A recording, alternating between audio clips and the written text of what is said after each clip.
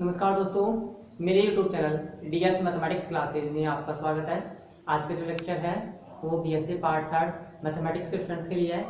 इसमें हम paper second complex analysis की बात करेंगे और ये जो लेक्चर है ये कॉम्प्लेक्स एनालिसिस के चैप्टर नंबर फर्स्ट का 12th लेक्चर है। इस लेक्चर के अंदर हम किसी भी कॉम्प्लेक्स नंबर्स के nth रूट्स की प्रॉपर्टीज की बात करेंगे, साथ ही साथ nth रूट्स ऑफ यूनिटी की भी बात करेंगे और साथ साथ nth रूट्स ऑफ या क्यूब रूट्स ऑफ यूनिटी की भी बात करेंगे और कुछ इंपॉर्टेंट एग्जांपल्स की बात करेंगे जो कि आपके एग्जाम्स के पॉइंट ऑफ व्यू से काफी इंपॉर्टेंट है। तो देखिए लास्ट के लेक्चर के अंदर हमने आपको बताया था किसी भी कॉम्प्लेक्स नंबर्स के nth रूट्स किस प्रकार से फाइंड आउट किए जा सकते हैं। कहने मतलब है कोई भी कॉम्प्लेक्स नंबर दिया गया है तो उसके nवें मूलों को किस प्रकार से ज्ञात किया जाता है, किस फॉर्मूले के द्वारा ज्ञात किया जाता है। ठीक है, तो देखिए उसकी कुछ प्रॉपर्टीज थी जो कि शेष रह गई थी, तो वो इस लेक्चर में हम आपको लिखा देते हैं। तो देखिए क्या क्या प्रॉपर्टीज है, आपको उनके गुणधर्म लिख लीजिए।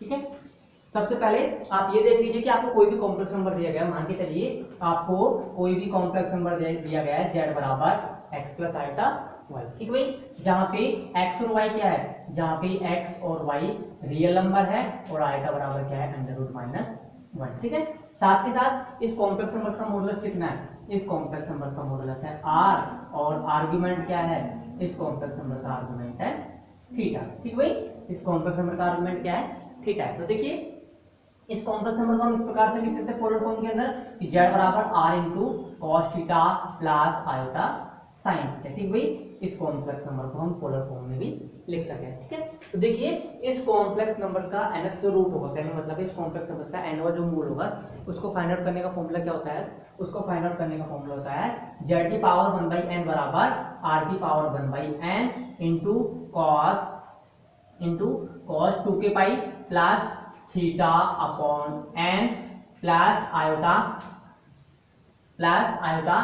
साइन 2 के पाई प्लस थीटा अपॉन n। ठीक भाई, इसके किसी भी कॉम्प्लेक्स नंबर के nth रूट्स को फाइंड आउट करने का फॉर्मूला ये होता है। एक बात तो आप ध्यान रखना कि cos theta plus iota sin theta किसके बराबर होता है, cos theta plus iota sin theta बराबर होता है किसके, ये होता है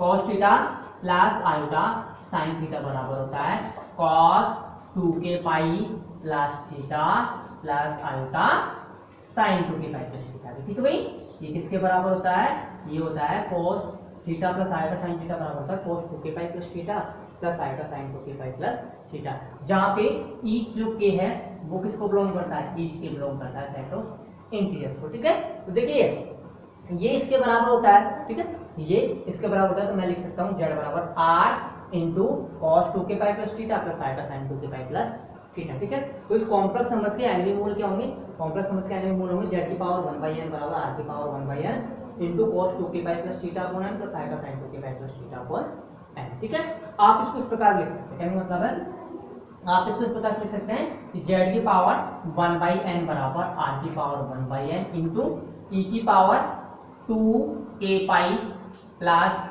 थीटा अपॉन n। ठीक भाई, इसको आप क्या लिख सकते हैं, cos theta plus iota sin theta को, cos theta plus iota sin theta को लिख सकते हैं आप e की पावर आयोटा थीटा। ठीक भाई, सॉरी e की पावर, हाँ e की पावर 2 के पाई प्लस थीटा अपॉन n।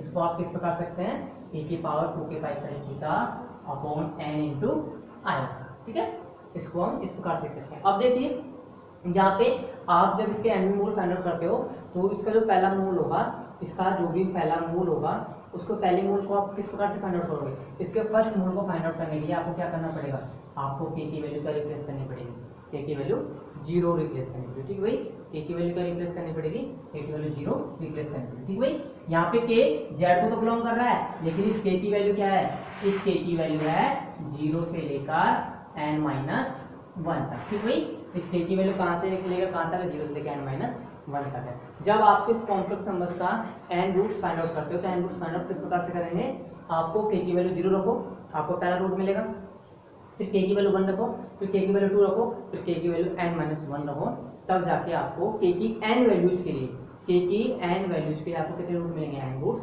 मिलेंगे। ठीक है, तो n रूट्स मिलेंगे, तो देखो k बराबर 0 के लिए रूट्स क्या मिलेगा, k बराबर 0 के लिए रूट्स मिलेगा z की पावर वन बाई एन बराबर आर की power one by N into E की power iota theta by N. ठीक है भाई, पहला जो रूट मिलेगा के बराबर जो रूट वो मिलेगा जेड की पावर वन बाई एन बराबर आर की power one by N into E की power iota theta by N.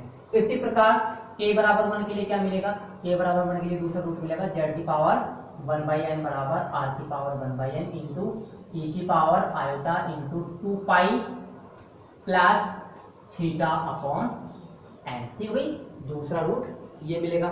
इसी प्रकार आप के बराबर टू के लिए देखिए, के बराबर टू के लिए तीसरा रूट क्या होगा, तीसरा रूट होगा आर की power one by N into E की power iota two pi into two pi sorry two pi into four pi plus theta by N. ठीक है भाई, तो ये आपको के डिफरेंट डिफरेंट वैल्यूज के लिए आपको जेड के एन मूल मिल जाए। ठीक है, दोबारा से देख लीजिए, आपको किसी भी कॉम्प्लेक्स नंबर के आपको क्या फाइंड आउट करना है, कॉम्प्लेक्स नंबर के आपको एन रूट्स फाइंड आउट करना है। ठीक है भाई, तो देखो आपके पास एक कॉम्प्लेक्स नंबर जेड बराबर एक्स प्लस आयोटा वाई, जहाँ पे एक्स और वाई क्या है रियल नंबर और आयोटा बराबर tan रूट माइनस वन। ठीक है, इस कॉम्प्लेक्स नंबर का आपने आर्गुमेंट मान लिया कि उसका आर्गुमेंट कितना हो, मोड जेड बराबर आर, सॉरी उसका मॉडुलस मान लिया मोड जेड बराबर आर और आर्गुमेंट आपने मान लिया थीटा की, उसका आर्गुमेंट क्या है थीटा है। ठीक है, जब इसका मॉडुलस पता है आपको, आर्गुमेंट पता है, तो आप इस कॉम्प्लेक्स नंबर को किस रूप में लिख सकते हो, आप इसको पोलर फॉर्म में भी लिख सकते हो। तो पोलर फॉर्म में क्या हो गया कॉम्प्लेक्स नंबर जेड बराबर R into cos theta plus iota sine theta, या फिर इसको आप लिख सकते हो आर बराबर ई की पावर आयोटा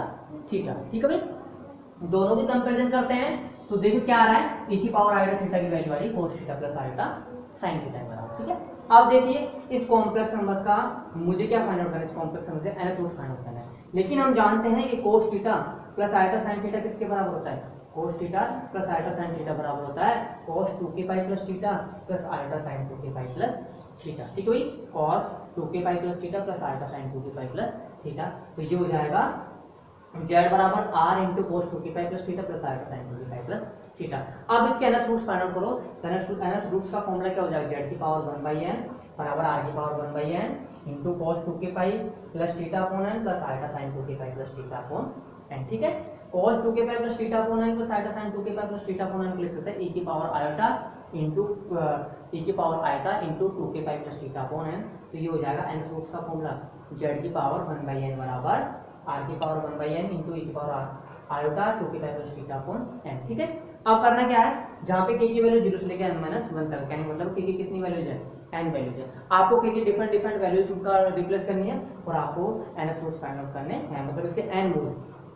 तो k की वैल्यू 0 लेते तो z का एक मूल ये आ गया, k की वैल्यू 1 लेते तो z का एक मूल ये आ गया, k की वैल्यू 2 लेते तो z का एक मूल ये आ गया। ठीक है, अब इनके आधार पे हम आपको बताएंगे इसके क्या क्या प्रॉपर्टी है। ठीक है, अब देखिए आप जब भी आप इन सभी रूट्स का मॉडुलस फाइंड आउट करते हो तो हमेशा इनका मॉडुलस कितना आएगा, इनका मॉडुलस आएगा r की पावर 1 बाई n। ठीक भाई, हमेशा इनका मॉडुलस आएगा r की पावर 1 बाई n। तो देखिए सम्मिश्र संख्या z के सम्मिश्र संख्या z के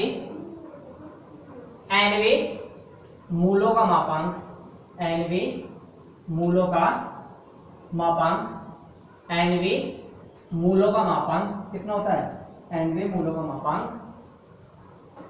मॉड z की पावर 1 बाई n या r की पावर 1 बाई n होता है। ठीक भाई, सम्मिश्र संख्या z के nवे मूलों का मापांक z की पावर 1 बाई n या r की पावर 1 बाई n होता है। ठीक है, फर्स्ट आपका ये होगी प्रॉपर्टी। सेकंड आती है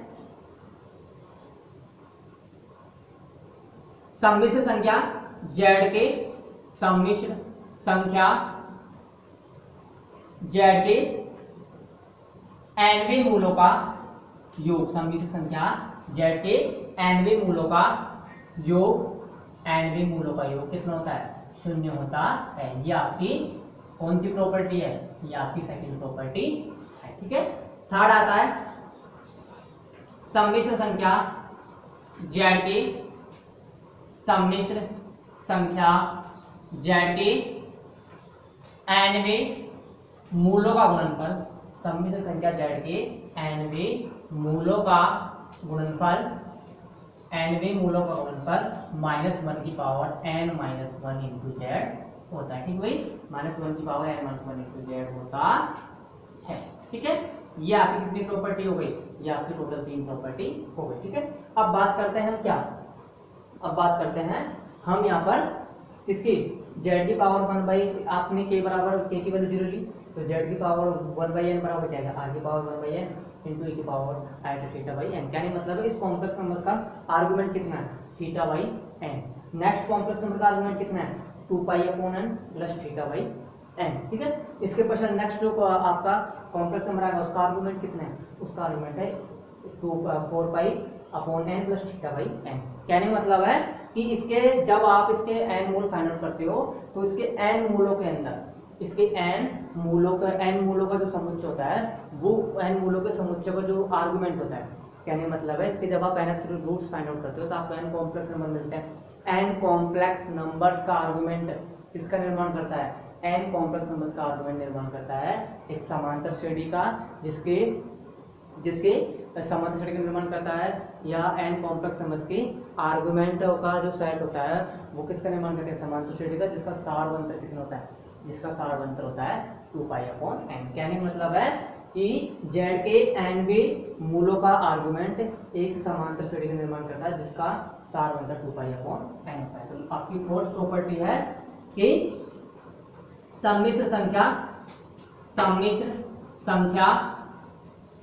z के सम्मिश्र संख्या z के nवें मूलों का कोणांक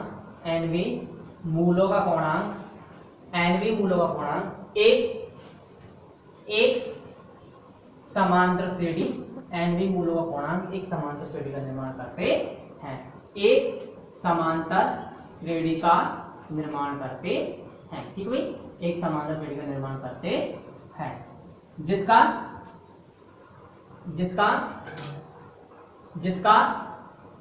सार अंतर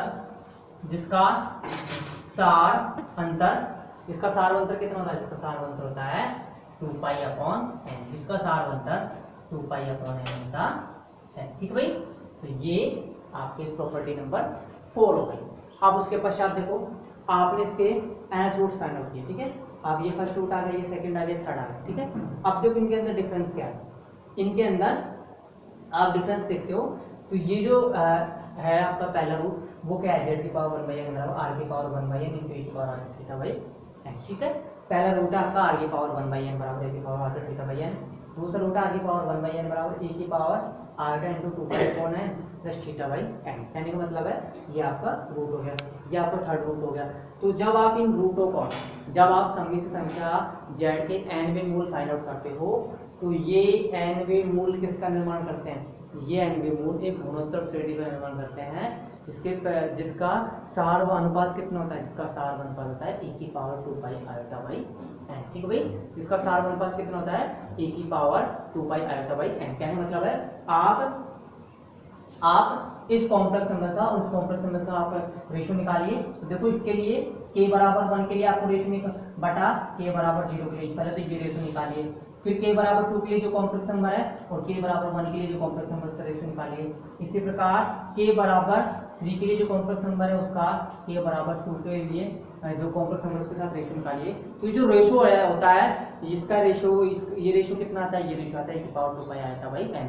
और ये जितने भी n मूल है ये किसका निर्माण कर रहे हैं, ये एक गुणोत्तर श्रेणी का निर्माण कर रहे हैं। ठीक है भाई, ये सम्मिश्र संख्या z के जो nवें मूल है ये गुणोत्तर श्रेणी का निर्माण कर रहे हैं जिसका सार अनुपात कितना है a की पावर 2 पाई आया भाई n। ठीक है, तो देखिए फिफ्थ आपकी प्रॉपर्टी देखिए, सम्मिश्र संख्या z के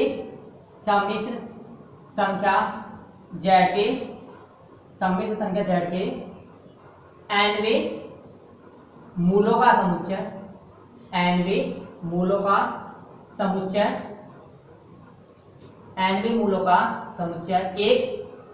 एक गुणोत्तर श्रेणी का निर्माण करते हैं, एक गुणोत्तर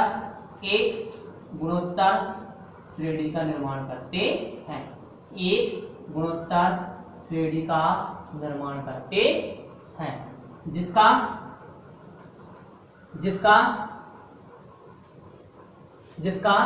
सार अनुपात जिसका सार अनुपात e की power 2 pi iota by n है, ठीक है। जिसका सार्व अनुपात e की power 2 pi iota by n है, ठीक है भाई। जिसका सार्व अनुपात 2 पाई आयोटा बाई e की power 2 pi iota by n होता है, ठीक है भाई। इसका सार अनुपात कितना होता है, e की power 2 pi iota by n होता है, ठीक है। तो ये इसका फिफ्थ आपकी प्रॉपर्टी होगी। नेक्स्ट प्रॉपर्टी देखिए, नेक्स्ट प्रॉपर्टी है जो ये जितने भी रूट्स आपने फाइंड आउट किए हैं, ये जितने भी आपने रूट्स फाइंड आउट किए हैं, आपने n रूट्स फाइंड आउट किए हैं, तो ये n रूट्स का जो सेट है उन n रूट्स के सेट है, कहने का मतलब है n सेट का आपने n रूट्स फाइंड आउट किए। इन n रूट्स को आप क्या कीजिए, इन n रूट्स को आप कॉम्प्लेक्स नंबर में ड्रॉ कीजिए, सॉरी ये सम्मिश्र समतल में ड्रॉ कीजिए, ठीक है भाई। जितने भी आपने रूट्स फाइंड आउट किए उन सबको आप क्या करो, सम्मिश्र समतल में ड्रॉ करो, ठीक है। सम्मिश्र समतल में जब ड्रॉ करते हो तो हमें सम्मिश्र समतल में जब इनको ड्रॉ करते हैं तो इनके द्वारा ये जो है ये सभी के सभी कॉम्प्लेक्स नंबर, ये सभी के सभी कॉम्प्लेक्स नंबर कहाँ स्थित होते हैं, ये सभी के सभी कॉम्प्लेक्स नंबर एक वृत्त की परिधि, ये सभी के सभी जो कॉम्प्लेक्स नंबर हैं वो एक वृत्त की परिधि पर स्थित होते हैं। कहने का मतलब है आपने जितने n रूट फाइंड आउट करे हैं z के, ये सभी के सभी एक वृत्त की परिधि पर स्थित होते हैं, जिसमें इस वृत्त के का जो सेंटर है वो तो होता है ओरिजिन, और इस वृत्त की जो त्रिज्या है वो क्या है, वो r की पावर 1 बाई, सॉरी वृत्त की जो त्रिज्या है वो कितनी है, r है। कहने का मतलब है इस वृत्त के जो इसके रेडियस है वो कितनी है, वो रेडियस r की पावर 1 बाई n है, ठीक है भाई। कहने का मतलब है कि सम्मिश्र संख्या z के nवें मूलों का समुच्चय, सम्मिश्र संख्या z के nवें मूलों की सम्मिश्र समतल में स्थिति है, जो कहाँ होती है, वो एक वृत्त की परिधि पर स्थित होते हैं, जिसमें उस वृत्त का केंद्र तो होता है 0 और उस वृत्त की रेडियस कितनी होती है, r की पावर 1 बाई n, ठीक भाई। उस वृत्त की रेडियस कितनी होती है, r की पावर 1 बाई n। या फिर आप ये कह सकते हो कि सम्मिश्र संख्या z के nवें मूल, सम्मिश्र संख्या z के nवें मूल एक वृत्त की परिधि पर स्थित होते हैं, ठीक भाई। कहाँ स्थित होते हैं, वृत्त की परिधि पर स्थित होते हैं, जिसका सेंटर होता है ओरिजिन और जिसकी रेडियस कितनी होती है, r की पावर 1 बाई n, ठीक भाई। इसकी रेडियस कितनी होती है, r की पावर 1 बाई n। तो लास्ट प्रॉपर्टी है आपकी, देखिए सम्मिश्र संख्या z के nवें मूल, सम्मिश्र संख्या z के nवें मूल, सम्मिश्र संख्या z के nवें मूल एक वृत्त की परिधि पर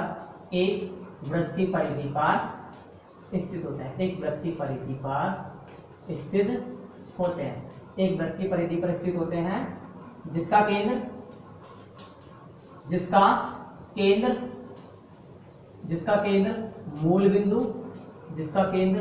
मूल बिंदु व त्रिज्या r की पावर 1 बाई n होता है, वह त्रिज्या r की पावर 1 बाई n होता है, ठीक भाई। तथा ये मूल तथा ये n मूल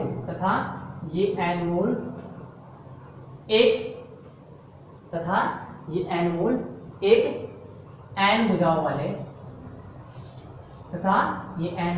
n भुजाओं वाले बहुभुज का निर्माण करते हैं, ठीक भाई। n भुजाओं वाले बहुभुज का निर्माण करते हैं, ठीक भाई। n भुजाओं वाले बहुभुज का निर्माण करते हैं। कहने का मतलब है कि आपने एक सर्किल बना लिया और उस सर्किल का सेंटर कितना है, उस सर्किल का सेंटर है आपके पास ओरिजिन और उसकी रेडियस कितनी है, उसकी रेडियस है r की पावर 1 बाई n। तो ये जितने भी रूट्स हैं ये सब के सब कहाँ स्थित होंगे, परिधि पर स्थित होंगे, और साथ के साथ इन n रूट से जो बहुभुज बन रहा है उसके अंदर कितनी भुजाएं होंगी, उसके अंदर टोटल n भुजाएं होंगी। कहने का मतलब है इन n रूट्स के द्वारा आपको n भुजाओं वाले बहुभुज मिलता है। कहने का मतलब है इन n रूट्स की सहायता से आपको क्या मिलता है, इस सर्किल के अंदर एक बहुभुज मिलता है n भुजाओं वाला, ठीक भाई। एक बहुभुज मिलता है जिसके अंदर कितनी भुजाएं होते हैं, जिसके अंदर टोटल n भुजाएं होती है। तो ये आपका टॉपिक कंप्लीट होता हुआ, ठीक है। अब उसके पश्चात नेक्स्ट आता है आपका टॉपिक कौन सा, इकाई के n मूल, ठीक है भाई, nth रूट्स ऑफ यूनिटी, इकाई के n मूल। देखिए इकाई के n मूल,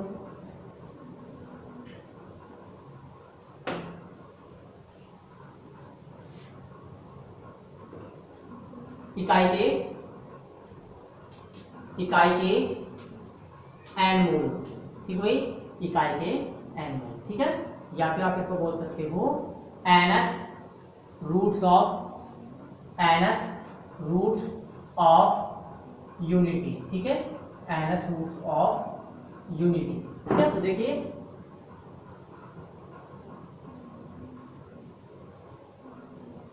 माना, देखो भाई nth रूट्स ऑफ यूनिटी क्या होते हैं, ठीक है भाई। देखिए आपने एक कॉम्प्लेक्स नंबर लिया, ठीक है, आपने एक कॉम्प्लेक्स नंबर लिया z, ठीक है, उसकी पावर n की आपने, तो उसकी पावर n किसके बराबर आ रहा है, कहने का मतलब है उसकी पावर n आपने ली वो बराबर आ रही है 1 के। कहने का मतलब है आपने एक इक्वेशन ली, इक्वेशन कौन सी ली, z की पावर n बराबर 1, ठीक भाई। आपने एक इक्वेशन ली z की पावर 1 बराबर n, ठीक है भाई। अब यहाँ देखते हो आप ये इक्वेशन है, ये कैसी इक्वेशन है, इसका मतलब ये एक तरीके से क्या शो कर रहा है, ये शो कर रहा है एक बहुपद समीकरण, ठीक भाई। इसको शो कर रहा है एक बहुपद समीकरण को शो कर रहा है जिसकी घात कितनी है, जिसकी घात है n, ठीक भाई, जिसकी घात कितनी है n है, ठीक है। तो इस समीकरण के जो सॉल्यूशन होंगे, कहने मतलब है इस बहुपद समीकरण के जो रूट होंगे, इस बहुपद समीकरण के जो रूट होंगे वो रूट क्या कहलाएंगे, इस बहुपद समीकरण के रूट इकाई के nवें मूल कहलाएंगे, ठीक भाई। इस बहुपद के जो भी रूट होंगे वो क्या कहलाएंगे, इकाई के n मूल कहलाएंगे, ठीक है। अब देखिए इकाई के n मूल तो कहलाएंगे, ठीक है। तो n मूलों को आप किस प्रकार से फाइंड आउट कर सकते हो, तो वो देखिए भाई आपने इस पॉलिनोमियल इक्वेशन, इस बहुपद समीकरण के आपने रूट फाइंड आउट किए, ठीक है, इस बहुपद समीकरण के आपने क्या किए, रूट फाइंड आउट किए। तो इस बहुपद समीकरण की घात कितनी है, इस बहुपद समीकरण की घात है n, ठीक है भाई। कहने का मतलब है इस बहुपद समीकरण को आपने सोल्व किया, या फिर आप ये कह सकते हो कि इकाई के जो nवें मूल हैं उनको किसके द्वारा फाइंड आउट किया जाता है, इस बहुपद समीकरण की सहायता से फाइंड आउट किया जाता है, ठीक भाई। इस बहुपद समीकरण के जितने भी मूल आएंगे वो मूल क्या कहलाएंगे, इकाई के n मूल कहलाएंगे, ठीक भाई। तो इस बहुपद समीकरण की घात कितनी है n, तो इस बहुपद समीकरण कितने मूल होंगे n मूल, तो इस बहुपद समीकरण के n मूल ही क्या कहलाते हैं, इकाई के nवें मूल कहलाते हैं, क्या कहलाते हैं, इकाई के nवें मूल, ठीक है। तो जो मूल आएंगे, जो भी मूल आएंगे वो किसको सेटिस्फाई करेंगे, इस इक्वेशन को सेटिस्फाई करेंगे। तो कहने का मतलब है आप इसकी सहायता से n मूल का फाइंड आउट कर सकते हैं, ठीक है। तो मैंने इस पास लिख दिया z की पावर n - 1 बराबर 0 लिख दिया, z की पावर n बराबर 1, ठीक है। अब देखिए 1 को मैं क्या लिख सकता हूँ, 1 को मैं लिख सकता हूँ cos 0 degree plus iota sin 0 degree, ठीक भाई। 1 को मैं ऐसे लिख सकता हूँ cos 0 plus iota sin 0, sin 0 की वैल्यू 0 होती है तो ये तो 0 होगा, cos 0 की वैल्यू कितनी होती है 1, ठीक है। अभी मैंने बताया था cos theta plus iota sin theta किसके बराबर होता है, cos 2k पाई plus theta plus iota sin 2k पाई प्लस थीटा। तो मैं इसको लिख सकता हूँ cos 2k pi plus iota sin 2k पाई, इसको मैं क्या लिख सकता हूँ cos 2k pi plus iota sin 2k पाई। यानी मतलब z की पावर n किसके बराबर हो गया, ये हो गया 1 बराबर cos 2k pi plus iota sin 2k पाई, ठीक है। मैं इसका लिख सकता हूँ z की पावर n बराबर 1 बराबर cos 2k pi plus iota sin 2k पाई, ठीक है। अब देखिए z की पावर n बराबर 1 है तो z की पावर z बराबर क्या हो जाएगा, 1 की पावर 1 बाई n। z की पावर n बराबर 1 है तो z बराबर क्या हो जाएगा, 1 की पावर 1 बाई n, तो ये हो जाएगा cos 2k pi plus iota sin 2k पाई की होल पावर 1 बाई n, ठीक है भाई। इसकी होल पावर क्या हो जाएगा, 1 बाई n हो जाएगा, ठीक है। अब देखिए अभी मैंने आपको बताया था cos 2k पर cos theta plus iota sin theta की होल पावर n किसके बराबर होता है, cos n theta plus iota sin n theta. तो हम इसको लिख सकते हैं कि z बराबर 1 की पावर 1 बाई n बराबर cos 2k pi upon n plus iota sin 2k pi upon n, sin 2k pi upon n, ठीक भाई। जहाँ पे k की वैल्यू क्या है, जहाँ पे k की वैल्यू 0 से लेकर 1 तक n - 1 तक है, ठीक भाई। जहाँ पे k की वैल्यू क्या है, जहाँ पे k की वैल्यू 0 से लेकर n - 1 तक है, ठीक है। तो इकाई के nth रूट से आपको इस प्रकार से फाइंड आउट करना है, किसकी सहायता से फाइंड आउट करना है, आपको cos 2k pi plus n upon n plus iota sin 2k pi upon n, जहाँ पे k की वैल्यू क्या है 0 1 2 से लेकर n - 1 तक, ठीक है। आप देखिए ये तो आपकी इक्वेशन होगी जिसके द्वारा आपको इकाई के n मूल फाइंड आउट करना है। अब इकाई के n मूल भी देख लीजिए कौन कौन से होंगे। पहला जो मूल होगा वो होगा कौन सा, पहला मूल होगा k की वैल्यू 0 रखो। k की वैल्यू 0 रखने पर देखो क्या आ रहा है, cos 0 plus iota sin 0, that means value क्या आ रही है, वैल्यू आ रही है 1। ठीक है, दूसरा जो रूट आ रहा है k बराबर 0 पे वैल्यू आ रही है, k बराबर 0 पे वैल्यू आ रही है 1। k बराबर 1 पर वैल्यू क्या आएगी, k बराबर 1 पे वैल्यू आएगी cos 2 pi upon n plus cos 2 pi upon n plus iota sin 2 pi upon n।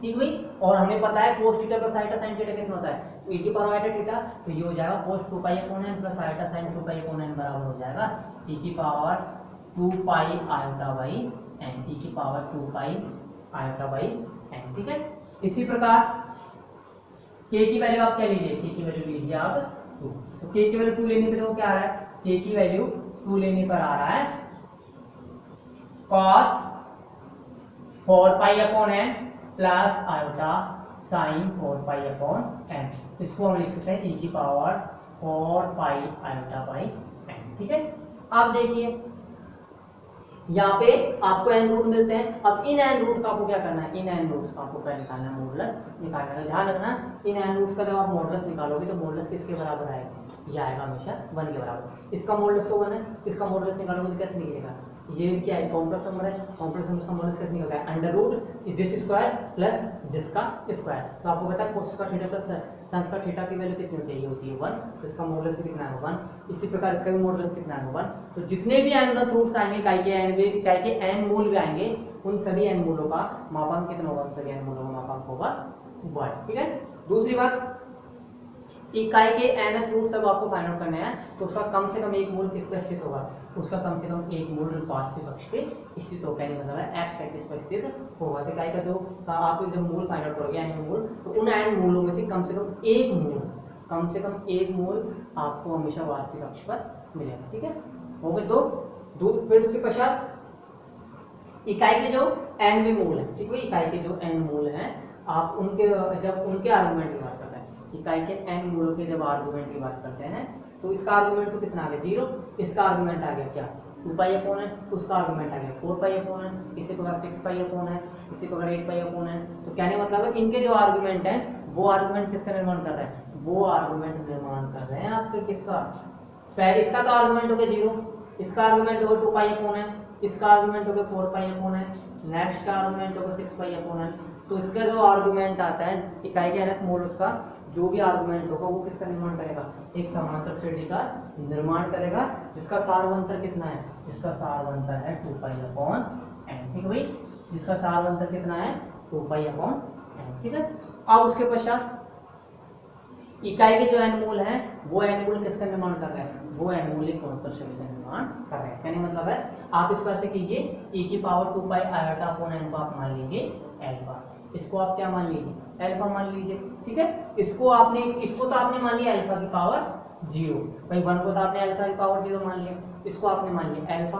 आप e की power 4 pi iota by n को क्या लिख सकते हैं, e की power 2 pi iota by n का होल स्क्वायर, तो ये हो जाएगा टोटल अल्फा स्क्वायर। फिर नेक्स्ट अल्फा क्यूब आएगा, फिर नेक्स्ट अल्फा 4 आएगा, फिर नेक्स्ट लास्ट आएगा अल्फा की पावर n माइनस 1। ठीक है, तो इकाई के जो n मूल है वो किसका निर्माण करते हैं, गुणोत्तर श्रेणी का निर्माण करते हैं, एक गुणोत्तर श्रेणी का निर्माण करता है, जिसका सार अनुपात कितना होता है, जिसका सार अनुपात होता है अल्फा बराबर e की power 2 pi iota by n। ठीक है, जिसका सार अनुपात होता है अल्फा, जहाँ पे अल्फा की वैल्यू होती है e की power 2 pi iota by n। ठीक है, ये हो गया आपकी तीसरी प्रॉपर्टी।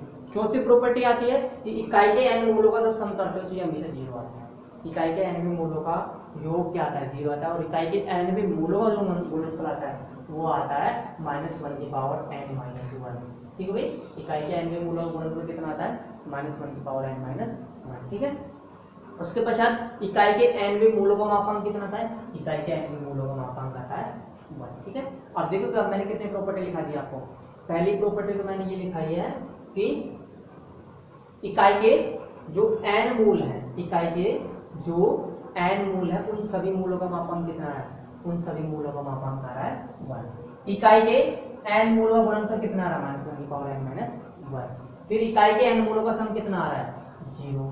फिर चौथी मैंने लिखाई है कि इकाई के n मूल किसका निर्माण करना है, गुणोत्तर श्रेणी का, जिसका सार अनुपात कितना है, अल्फा बराबर e की power 2 pi iota by n। 4 हो गई। 5वीं क्या है, इकाई के n मूलों का पूर्णांक, इकाई के n मूलों का पूर्णांक एक समान श्रेणी का निर्माण करें जिसका सार अंतर कितना है 2 pi iota 2 pi upon n। 5। अब उसके पश्चात 6ठी है, इकाई के n मूलों में कम से कम एक मूल, इकाई के n मूलों में कम से कम एक मूल किस पे स्थित होता है, वास्तविक अक्ष पे स्थित होता है। कितनी हुई 6। फिर 7वीं प्रॉपर्टी आती है कि इकाई के n मूल, इकाई के n मूल एक वृत्त की परिधि पर स्थित होते हैं। एक इकाई के n मूल कहाँ स्थित होते हैं, इकाई के n मूल एक वृत्त की परिधि पर स्थित होते हैं जिसका सेंटर क्या है, जिसका सेंटर ओरिजिन होता है उस वृत्त का सेंटर, और उस वृत्त की रेडियस कितनी होती है, उस वृत्त की रेडियस होती है 1। ठीक है भाई, इकाई के n मूल कहाँ होंगे, इस वृत्त की परिधि पर स्थित होंगे। एक मूल तो रियल एक्सिस को होगा कम से कम, दूसरा यहाँ, तीसरा है, चौथा, पांचवा ऐसे n-1 बार यहाँ होगा। ठीक है, तो ये कहाँ स्थित होते हैं, एक वृत्त की परिधि पर स्थित होते हैं जिसका सेंटर ओरिजिन होता है और रेडियस 1 होती है। और ये n रूट्स इस वृत्त के अंदर क्या किसका निर्माण कर रहे हैं, n भुजाओं वाले बहुभुज का निर्माण कर रहे हैं। ठीक है भाई, ये n रूट्स इस वृत्त के अंदर n भुजाओं वाले बहुभुज का निर्माण कर रहे हैं। तो ये टोटल हो गया आपकी 7 प्रॉपर्टी। ठीक है, इस 7 प्रॉपर्टीज को लिखिए।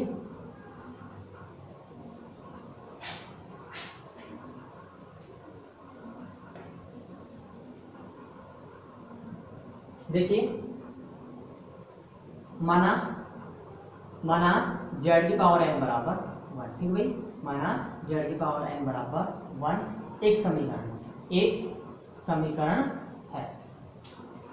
तब z की पावर n बराबर 1 बराबर क्या हो जाएगा, ये हो जाएगा cos 0 प्लस आयोटा साइन 0। ठीक है, ये क्या हो जाएगा, z की पावर n बराबर 1 बराबर cos 0 प्लस आयोटा साइन 0। ठीक है, तब z की पावर n बराबर क्या हो जाएगा, cos 0 प्लस आयोटा साइन 0। ठीक है,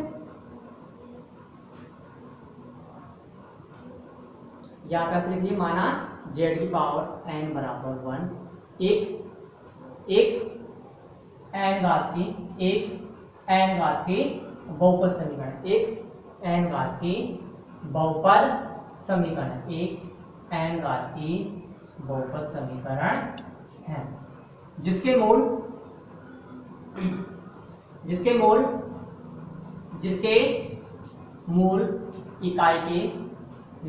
इकाई के nवें मूल होते हैं। ठीक है भाई, जिसके मूल क्या होते हैं, जिसके मूल इकाई के nवें मूल होते हैं।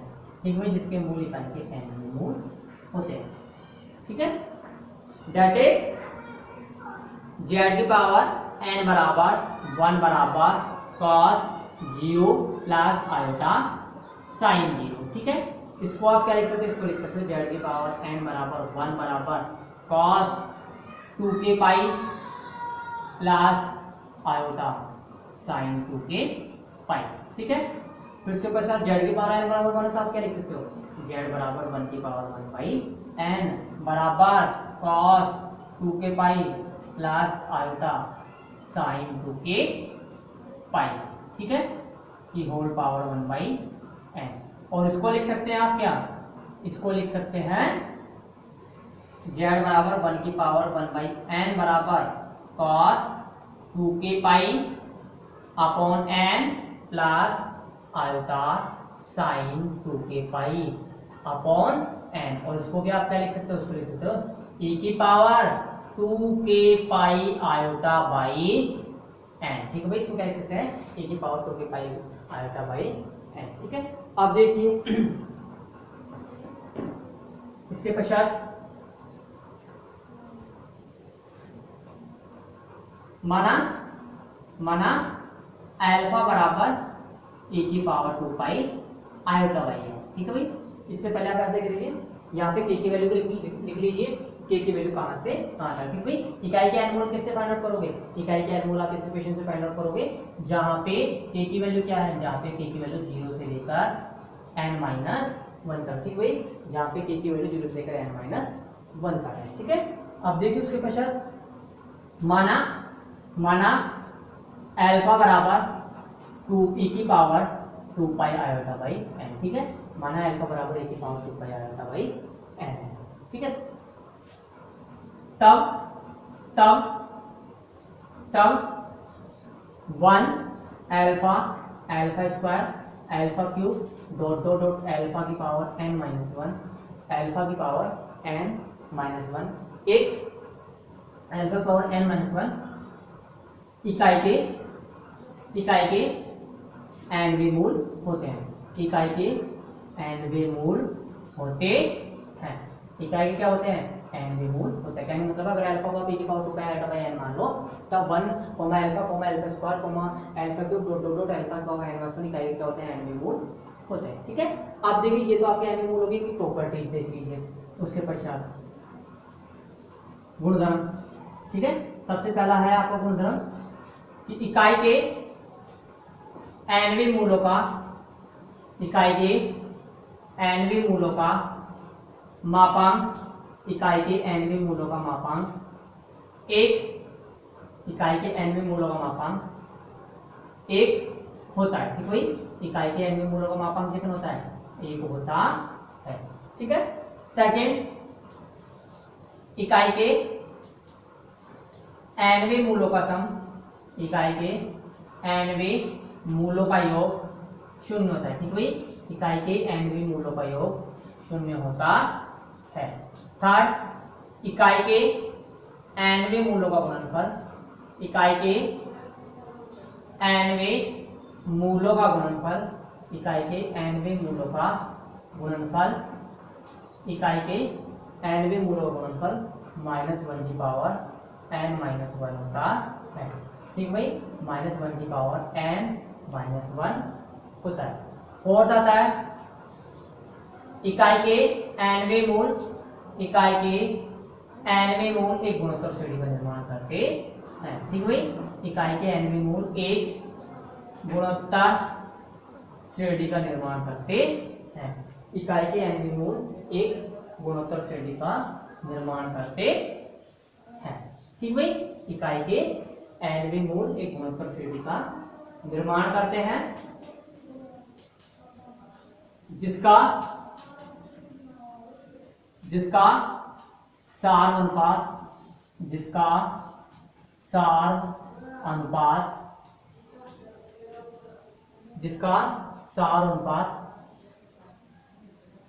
अल्फा बराबर e की power 2 pi iota by n होता है। ठीक भाई, इसका सार अनुपात अल्फा बराबर e की power 2 pi iota by n होता है। उसके पश्चात पांचवा है इकाई के nवे मूलों का कोणांक इकाई के nवे मूलों का कोणांक एक समांतर श्रेणी का निर्माण करते हैं। एक समांतर श्रेणी का निर्माण करते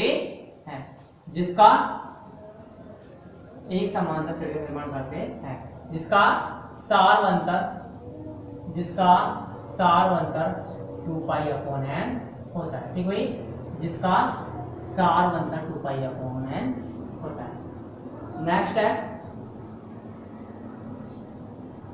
इकाई के nवे मूल एक वृत्त की परिधि पर स्थित होता है। एक वृत्त की परिधि पर स्थित होते हैं। इकाई के nवे मूल एक वृत्त की परिधि पर स्थित होते हैं जिसका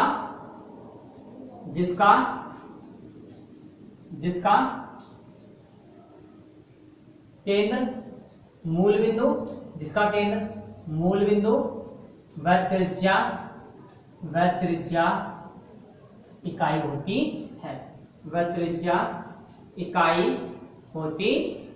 है। तथा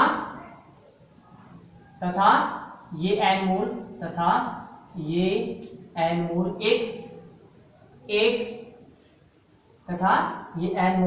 वृत्त के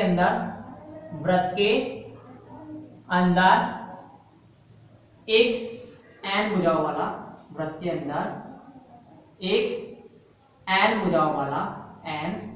भुजाओं वाले बहुभुज का निर्माण करते हैं। n भुजाओं वाले बहुभुज का निर्माण करते हैं। बहुभुज का निर्माण करते हैं। एक n भुजा वाले बहुभुज का निर्माण करते हैं। ठीक है भाई, तो ये आपका कंप्लीट प्रॉपर्टी हो गई। आज का जो लेक्चर है वो यहीं पे कंप्लीट होता हुआ। नेक्स्ट लेक्चर के अंदर हम आपको कुछ और प्रॉपर्टी दिखाएंगे और कुछ इंपॉर्टेंट एग्जाम्पल्स कराएंगे। तो आज का लेक्चर यहीं कंप्लीट होता हुआ। धन्यवाद।